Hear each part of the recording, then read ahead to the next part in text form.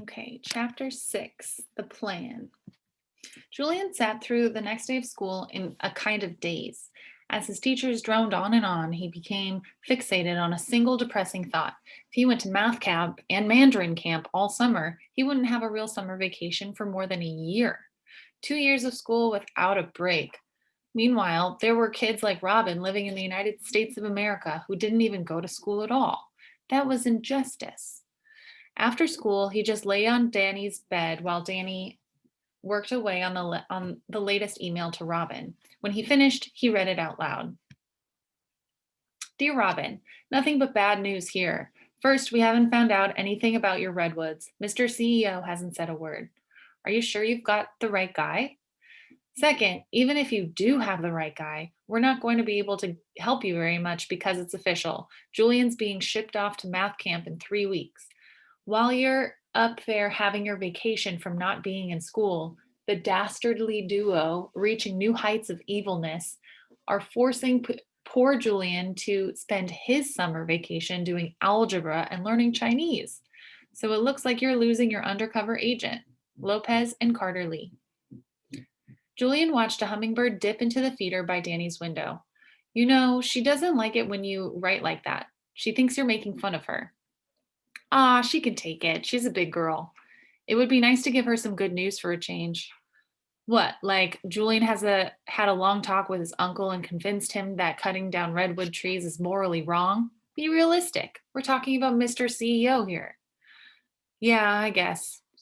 They turned reluctantly to their homework. With the end of school approaching, their teachers were trying to cram as much into their heads as possible. Danny worked conscientiously for half an hour, then began to drum a syncopatic beat with his pencil against his desk lamp. Finally, he turned to Julian and said, "Heard anything from your mom?" Julian reached into his back pocket. The postcard was still there, and he unbent it and handed it to Danny. Very touching, Danny said. Wish you were here. Very original. I'll be quiet. Julian studied the golden Buddha. She's doing good. She's not in math camp. Danny flipped the postcard onto Julian's stomach and turned toward the computer. New message from Robin Hood. See if she were offended, she wouldn't write back so quickly. Julian sat up and looked at the screen. Dear Julian and Danny, I feel for Julian about math camp.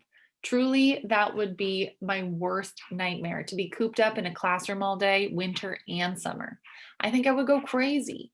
I can't even stand to wear shoes for a day. Hey, I just had the most brilliant idea. What if you came here instead? Then you could see Big Tree grow for yourself and maybe figure out how to convince your uncle not to cut it down. On second thought, I guess your uncle isn't going to send you here where we're the ones fighting his logging plan. Okay, scratch that idea. Maybe it wasn't so brilliant after all. Robin. Julian hadn't even gotten to the end of the email when Danny cried out, That girl is a genius. Danny? You can go to her house instead of math camp. It's perfect. It's not perfect, it's crazy. Why? Well, first, I'm all signed up for High Sights Academy.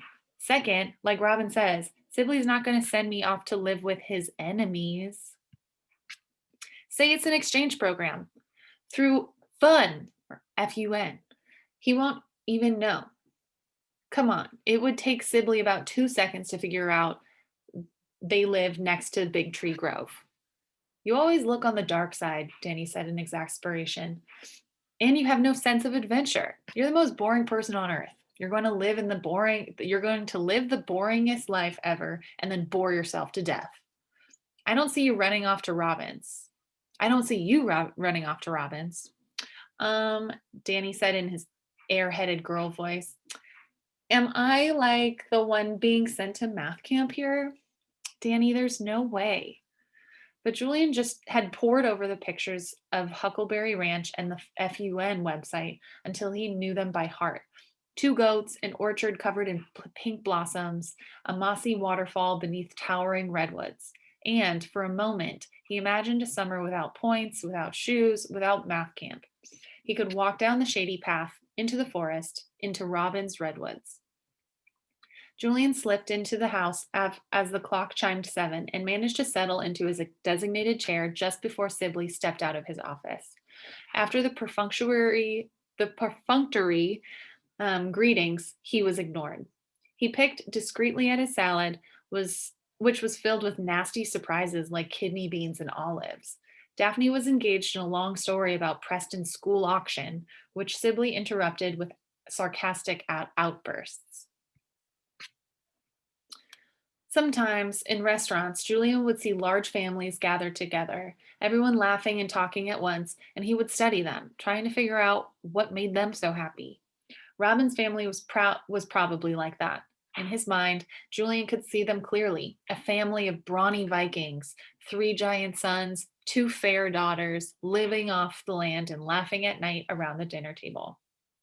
We usually strive to be cheerful at the dinner table, not sullen. Julian realized Daphne was talking to him. Sullen? Wasn't that what Sibley had called him in an email? Sullen? Like his father. 1 point deduction. I'm sorry, Julian, but am I talking to myself? You really need to work on this. I didn't even hear you. That's exactly my point. Now, Julian really did feel sullen after he'd lost the trail of what he'd been thinking. And he'd lost the trail of what he'd been thinking. He's been going along some pleasant path in his mind, but what was it? There was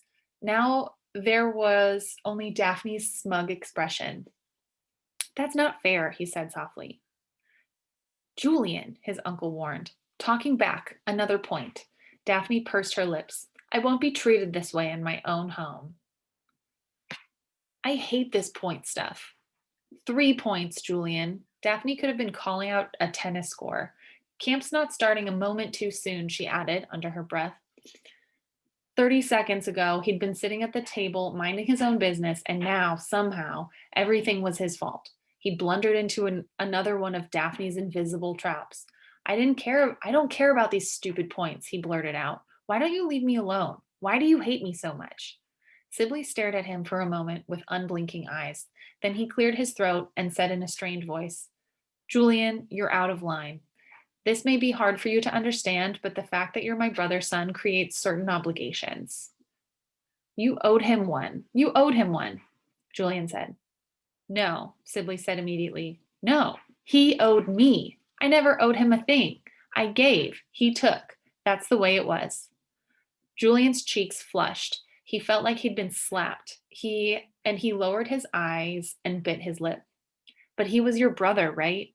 Preston said in a worried voice. So you don't mind giving him stuff.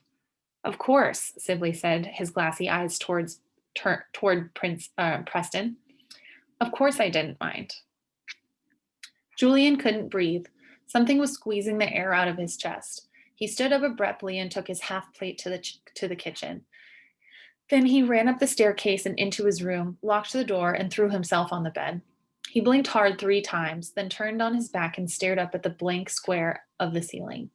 With every breath, the block in his chest grew smaller and smaller until all he could feel was a dull ache. There was a small knock on his door, a pause, then a shuffling of footsteps down the hall. A burst of Daphne's shrill laughter came from downstairs. Maybe math camp wouldn't be so bad, Julian thought. It couldn't be worse than Sibley's. He opened his dresser drawer. There was the High Sights Academy brochure Daphne had given him, and next to it, a small pocket knife. It was longer than a typical pocket knife and slimmer, with a circle of silver initials on the base. JSC. Julian picked it up and ran his thumb along the burnished ivory handle. He had a clear memory of taking the knife from his father's pocket and opening and closing the 2 blades, intrigued by the satisfying way they clicked into place. His father said the initials stood for Julian Super Clever. Julian set the knife back in the drawer and picked up the brochure. Inside, he read, Is your gifted child being challenged by the math curriculum at his or her school? At High Sights Academy, we teach the concepts, study skills, and memorization techniques your child will need to succeed in the 21st century. Our unique approach to topics ranging from probability to statistics to recreational puzzle solving to deep logic We'll make this summer a learning experience your child will never forget. Julian stared numbly at the words. His father would never have sent him to math camp. He loved crashing waves, storms, wild places. After a long moment, Julian picked up the telephone and called Danny. Danny, it's me. Maybe you were right. Of course I was, Danny said sleepily. What are we talking about here? Do you really think I could get to Robbins? I mean, were you just being crazy, or do you really think it's possible? Be calm, Julian, Danny said, imitating the voice of Miss Felicity, their favorite fifth grade teacher. Anything's possible.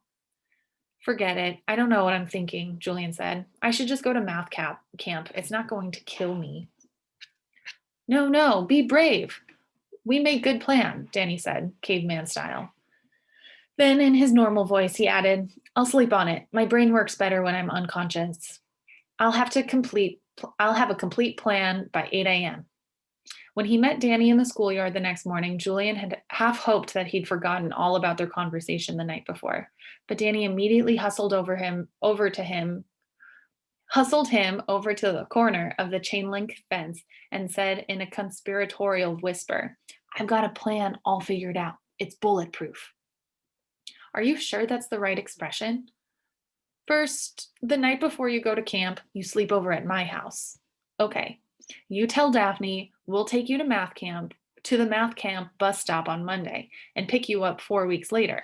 Tell her the day you get back it's my birthday or something. It's already sounding pretty complicated. This way, Sibley and Daphne will never even know that you went to Robbins instead of math camp. If I don't show up at math camp, don't you think someone will notice? We'll cancel. We'll wait until the last minute and cancel. Cancel how? Just call up and say you're not coming. My mom does it all the time. Hotels, car reservations, anything. The people who answer the phone don't care. Aw, Danny, I don't know. I mean, Sibley would murder me if he found out, and I'd probably lose about 10,000 points. Plus, how am I going to get up there? Be calm. Danny closed his eyes and struck a meditation pose, floating his hands at his sides and touching his thumbs and middle fingers. Abruptly, he stopped and said, work with me here. You think I should go up there without even telling my uncle? You want to tell Sibley you're going to Robbins? Are you crazy? I was thinking we'd somehow trick him into letting me go. Great, Danny said. And how are you going to do that exactly? Julian shrugged. As Sherlock Holmes says, once you have eliminated the impossible, whatever remains, no matter how improbable, must be the truth or, in your case, the plan. I know it can work. I have a vision. Unless you really want to spend your whole summer being tormented by overachievers. All through school the next day, Julian thought about the plan. Maybe Danny was right. Maybe it could work. Sibley and Daphne would think he was at math camp. He could see Huckleberry Ranch for himself. Robin sounded pretty nice, even if she did have a temper. She'd said her mom loved exchange students. The more he thought about the plan, the more he thought it might actually succeed if he and Danny were very careful and didn't make any mistakes. During class, he worked on his list of things to do. By lunchtime, it read 1. Check with Robin if plan really okay. 2. Figure out exchange student stuff. 3. Arrange sleepovers at Danny's. 4. Cancel math camp. 5. Figure out how to get to Robin's house. 6. Figure out how to get home from Robin's house. 7. Get money. Then he couldn't think of anything to add, even though he felt certain there must be more than 7 things he needed to do. During math, he added 8. Get Sibley not to cut down redwoods? ? After the last bell, he met Danny in front of school and showed him the list. Very good, very good. I can see you've given this a great deal of thought, Danny said, pulling on an imaginary beard. The plan can now begin.